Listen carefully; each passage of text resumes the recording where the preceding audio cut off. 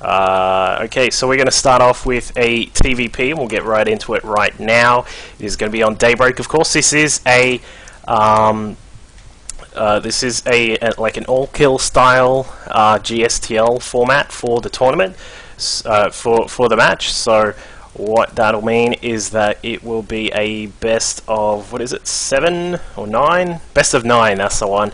And of course, so the winner will be staying in, I'm presuming, if we're going to do it the same style as GSTL.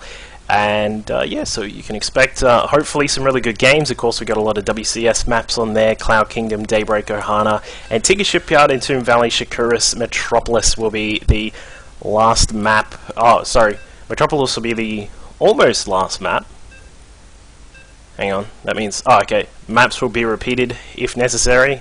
Oh wait, no, sorry, it's Loser Picks, my bad. So yeah, anyway, so let's get straight into it. We are on, like, Donkey Kong. Maps can be reused, there you go, player's choice, my bad. Sorry, Alpha, you know what I mean. I was getting to it, we were getting there, alright?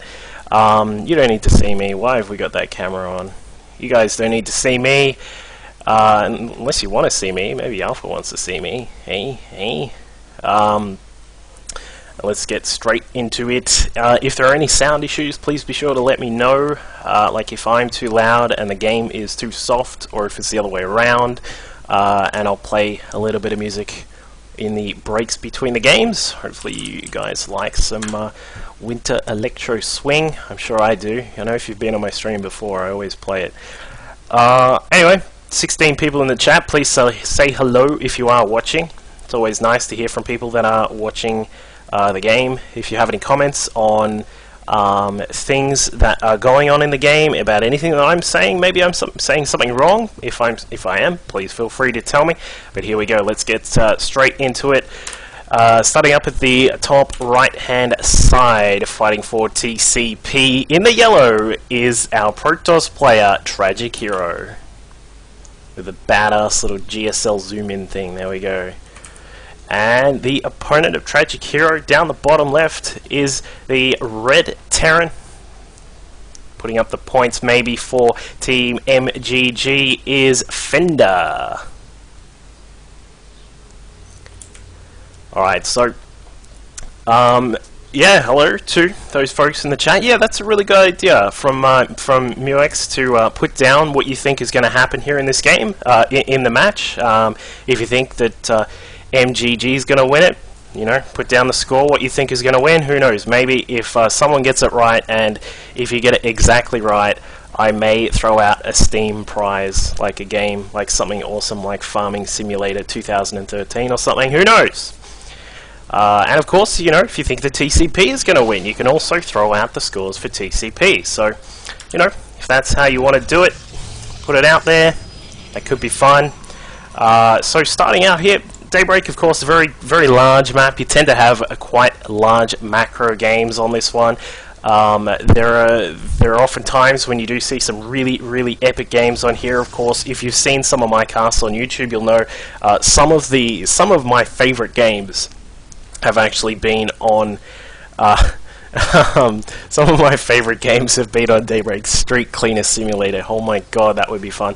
Yeah, some of my favorite games have been on Daybreak, of course, because of the large macro component of the map, leading to, generally, you will see, especially in this matchup, it normally will go to a 3-base versus 3-base situation, because Protoss, there isn't really any way to do sort of those normal sort of 2-base timing things. You can give them a shot, but generally, good Terran players will be well defended against those kind of things. So I really like seeing the macro games on here. If you've seen Baby Knight in some of the casts that I've done of him, he's got some fantastic games on this one. Also, there was a new one from Heart of the Swarm that I just put up between my good buddy Gemini, and there was another Protoss, some random Protoss, I can't remember his name. That was a really cool 3-base PvP in Heart of the Swarm, so who knows? Has anyone played some Heart of the Swarm? I don't know. It's pretty cool. I think Widow Mines are a bit questionable. So is the Swarm host. But anyway, getting into this game that we've got right here, of course, as we saw, Fender scouting up that it was only one gas from TragicHero, so he knows it will probably, most likely, be a one-gate expand. There is a Zealot that came out first to try and make sure that this SCV, look at this micro between these two, that is fantastic stuff right there, and he actually kills it without letting it get outside. That is, I like that. That is very cool. And meanwhile for Fender, he's got the one Rax expand going on here. As you can see, there is that extra CC, and there are a couple of gas going up. Of course, the second Rax as well, just going to make sure that he's nice and safe, bunkered down at the natural as well. We did see Flash doing some of this kind of stuff, where you actually, once the probe has gotten out, if the probe gets out from scouting you, you can wall off and actually take your expansion, but make it look like you're initially not going to. Now, the bunker sort of gives it away, but you know, that kind of style, which can be quite deceiving from Terrans, it's become a little bit popular. But looks like we are going to continue on with the standard stuff here. TragicHero with 3 gates now in total, picking up that extra gas, making sure that the gas production will continue on as normal. Going to be a reactor as well from Fender. So it's sort of like the traditional kind of one Rax expand followed up by a very quick 2 and 3 Racks, but he's actually just going to get a reactor and just so it looks like he's going to just really slam out those Marines as fast as possible. Unfortunately for TragicHero, Fender's SCV, a second SCV, did get inside, of course, trying to find out where his brother was. We'll see the 3 gates, does see the cyber spinning. We'll be able to check out how much energy is left over on that Nexus, and he's going to see that is actually quite a bit for this kind of stage. So that can mean one of two things. You can really be chrono boosting hard on those gates to make sure that you get a lot of units out if you are going to go for some early pressure, or it could be that you're just going to try and power out some probes. So it's kind of hard to tell, and I'm actually a little bit surprised that TragicHero has left this much energy available in this Nexus, but either way, he's going to have that available. There it is, using up some of that right now on both of the Nexuses, Nexes, something like that. To make sure that the probe production continues on as normal. Marine heading into the middle, going to abduct that Zelnaga watchtower, take control of that. Should have seen that the probe was on the way out as well, so he will need to be very careful, perhaps send a Marine or 2 off to the left-hand side. Fender, being very diligent, is going to do that. Just heading across here, just to see if there are any probes across this way that might be building some pesky pylons, but the pesky pylon placement is up the top. I'm trying to think of another P to go with that. I don't know, but there is a pylon up here. Either way, TragicHero perhaps getting prepared for some mid-game aggression, perhaps, because obviously it's not going to be anything with the 3 gates to start with. He's already teched up, got the Robo done, the Twilight Council is also on the way, a Forge going up, and he's just really trying to kick it into tech mode, making sure that, and this is a little bit interesting, patrolling a probe down the southern side. I'm interested to see that. It's a little bit odd. You don't always see a probe on patrol here, but TragicHero is going to get in with the Observer. Take a quick look around. We'll see the starport jumping onto the reactor here. Of course, this leads us to believe that there will be some kind of around about 11-minute timing where you will have a couple of those medevacs out, and normally this will be synced up with +1 weapons. As you can see, that is going to be beautifully timed here by Fender, so he is going to push out with the presumably, as I said, normally you would see it with the first 2 medevacs, so we would not be surprised to see that. He is finishing up a second engineering bay. The armory is also on the way as well. This is all beautifully timed here. I love the timing of this. Just apart from the armory being a tiny bit behind, the rest of this is just fantastic stuff from Fender at the moment. And here he goes. So he is going to move out. We've got 4 Marauders and then a whole bunch of Marines. In fact, when you count up a whole bunch, that leads you to 16 with 2 medevacs. This should be a very interesting push. What does TragicHero have? We got a couple of very quick Templar here. The Storm research is nowhere near done. Charge is only halfway done. Depending on how fast Fender wants to get in here, I don't know if Charge is going to be done, so we will have to be very careful about how he's going to take on this battle here. He is also 20 supply behind, and of course some of that is in mostly the unit count here. So feedback going down on the medevac, so that takes down half the health of one of those medevacs. A little bit interesting, but always good to try and use up those Templar. If you can't use Storm, throw down a couple of feedbacks, turn them into an Archon. Infinitely more useful than a Templar that is caught out in the open just because you were trying to wait for that Storm. But TragicHero now picking up extra gates. We're looking at gates number 9 and 10 on the way, so he is going to really start boosting up that production very soon. Legs is just finishing up for those Zealots, so they'll be moving quite a lot faster, and also charging when need be, doing their best Red Bull impression. Well, that's wings, my bad. It's the Zerglings that get wings, isn't it? Anyway, but the most expensive observer you'll ever find is just poking around, just trying to get a bit of vision on what's going on. But there is a drop up the top side for TragicHero, taking quite a lot of probe kills here. We'll look at the probe kill count in just a second. Zealots warping in, a Templar as well. Want to try and feedback that medevac. Does get the feedback off, doesn't kill the medevac, but does get rid of that threat. So nice little attack here. And the key thing to note is that TragicHero has still not gotten anywhere near a third base just as of yet, but the Templar now coming in. A couple of Storms here, nicely placed, would be quite beneficial, but Storm is still just a few seconds away from being done. I think Fender wants to try and take advantage of that. He does get one of the Templar, the Zealots also falling down, and there is the Storm right on top of those units, burning all of them down, almost all of them. One Stalker remains, and then the Archon as well, and that was quite nicely done, but still losing a few of those. And there was another drop up the top side from Fender. He is doing a beautiful job just microing around,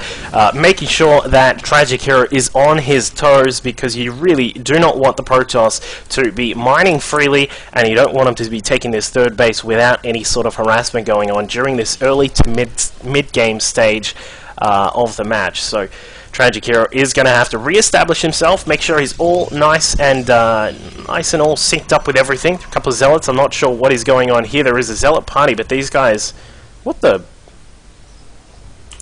I don't know what's going on here. This guy's a troll.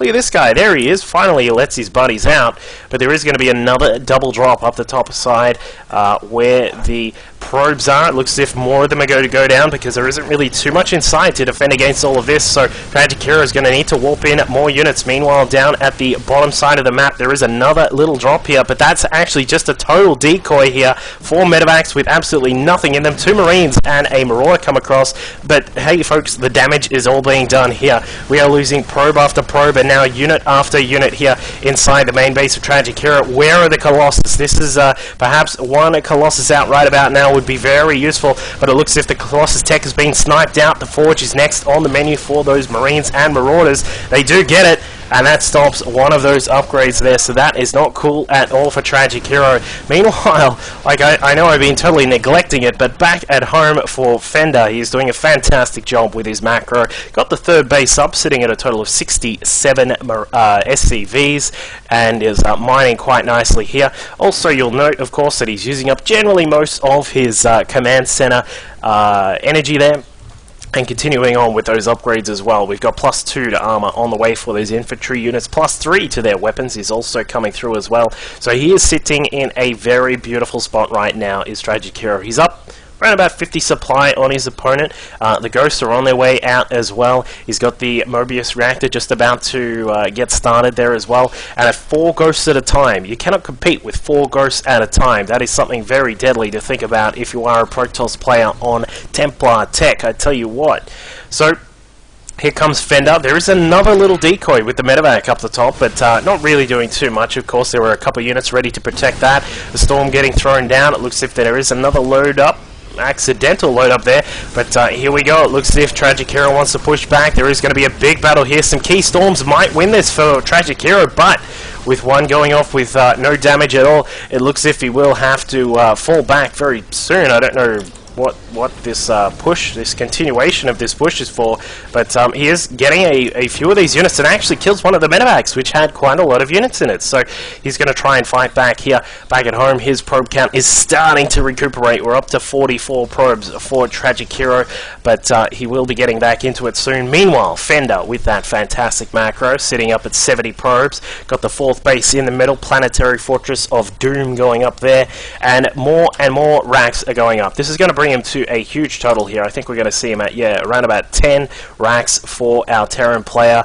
He's also got the starport that would love to see just another one starport, just in case you need to make a switch to the Colossus deck. As we can see, TragicHero is trying to get them out. If you're at this point and you're kind of struggling, it's around about this kind of time when a Protoss is going to think about perhaps throwing down a second Robo and starting to chrono out a lot of Colossus. But as we can see, Fender throwing down the pain yet again inside the main base of his opponent, bringing down the Medevac and the Marine Marauder combination. They're actually going to just zoom by and take down the Zealots and the Templar that were inside. And TragicHero, not much else to defend against this. Going to have to warp in some units, but I'm not really sure that's going to do anything. A Marauder tanking at the front. The Medevacs lose all of their energy, which is quite nice, but I think at what cost is the question we have to ask ourselves right now, because TragicHero is not sitting too good. He's mining quite nicely from down at this third base, but things could get a little bit scary down there very soon. The one Colossus is finally out. In fact, is that Colossus? Yeah, that is Colossus number 1 is out for TragicHero, and perhaps, unfortunately, that may be a little bit too late to save the game, but we do have a lot of ghosts, so there is no real anti-Colossus sort of units here from Fender, but wow, some beautiful storms right on top of every single unit, and he is going to shred everything with Storm, and Zealots are going to chase after and clean up the rest of that little meal there. Wow, if there is any time to come back, it is right now, TragicHero. Perhaps, if he can continue to get the tech going, as we can see, he's got 3 on armor on the way, 1 on weapons. He's only just starting now, so that's quite far behind where you'd really want to be, but with so much harassment going on, that's going to be a little bit of trouble. But TragicHero, those storms, wow. That was incredible stuff. If you think those storms were a bit awesome, type 1 in chat, because, geez, that was some really good stuff. I think that was 4 storms that did the damage there. But what is Fender going to do? He's at 2 armor, 3 weapons. We got a little bit of a scary Protoss force bearing down on him, but you got to keep in mind these are Archons and Templar that are the main force here. 1 Colossus doesn't really mean anything, especially with no extended thermal lance. So he should be still in a very commanding lead right here. We're up at 175 supply. There are around about 7 ghosts out on the map. Vikings have started to come out as well. So Fender really keeping himself in a good spot. Despite losing that small battle that was here, he is still in control of the war, is how we would put it right now. So TragicHero is trying to continue on getting his tech out, as we saw. +3 to armor is just about done. +1 to weapons is already done, and we're just sort of waiting to see what he's going to do with his tech right now. As I said, you got to sort of consider the fact that he is 2 bases behind, needs to get some more of these Colossus out if he wants to make sure he's dominating the battlefield, and will need to have the most epic storms you have ever seen. In fact, if you were Jangby and you were watching this game, you would say, whoa buddy, those are some awesome storms. That is how good they have to be. But with all these ghosts out, we'll have to see if Fender is going to be able to put down some EMPs to stop all of that, and we'll probably find out very soon. But for the moment, things have just started to get a little bit passive. As we can see, TragicHero with his tech still coming through. Extended thermal lance is just about to complete, and the +3 to armor also just about to finish up here. So it's a bit of a weird position, because of course Fender has had to stop some of his harassment for the moment. I mean, whoa, what are these ghosts doing over here? I'm not sure what's going on with that. But the ghosts are out in the middle of the map with they're actually nowhere near this impending battle that's coming through. Surely he can see that these units are there. Yes, he can. Where are the ghosts? They are still up here up the top. Will that... Oh, there we go. I was going to say, that could be a very deadly sort of Scarlet moment where the Lings are off to the side doing nothing. A couple of storms will remove most of those Vikings and put the rest of them on Halloween colors, the yellow and the orange and red there for those ones.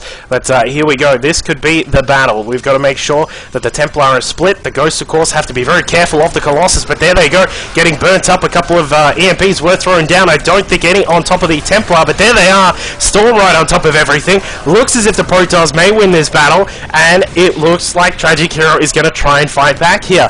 Will he be able to do this? He's up to 127 supply, 151 for Fender, but missed count. Oh wow.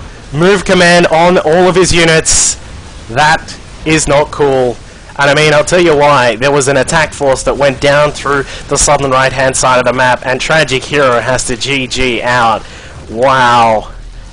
That could have certainly gone another way, and I thought it was going to. I thought we were going to see TragicHero make a bit of a comeback there, but in the midst of battle down at his third base, where he was having a bit of a struggle going on with some of those Terran units that were just snuck down there, he was a little bit stuck for what he was doing. So he did lose those units in the middle, and I mean, I don't know. What do you guys think? If you're